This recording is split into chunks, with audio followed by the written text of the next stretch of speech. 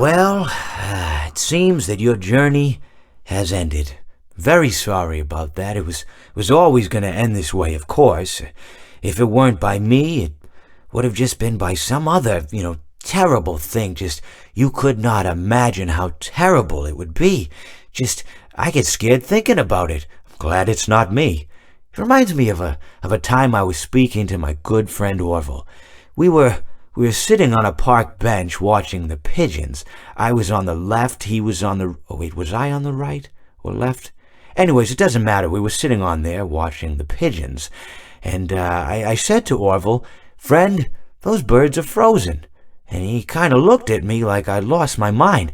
But I reminded him that it was winter, and often birds will sit in a tree until they freeze.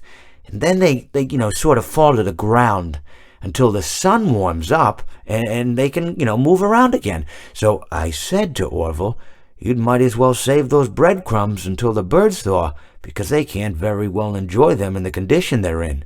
To which he asked what I meant, and asking what condition the crumbs should be in before he threw them to the birds, assuming that I meant the birds couldn't enjoy the breadcrumbs in the condition that the crumbs were in, when in fact I had meant the birds could not enjoy them in the condition that the birds were in, considering that the birds were frozen. So he took a moment and then threw his last handful onto the ground. I said to him, "Orville, why did you throw the breadcrumbs to the birds when I just told you they're frozen?" To which he responded, "The breadcrumbs are not frozen." Again, misunderstanding my words. I didn't mean to say that the breadcrumbs were frozen when I said I told you they're frozen. I'd been referring to the birds. In hindsight, what I should have said was, and this would make perfect sense, "Why did you throw the breadcrumbs to the birds when the birds are frozen?"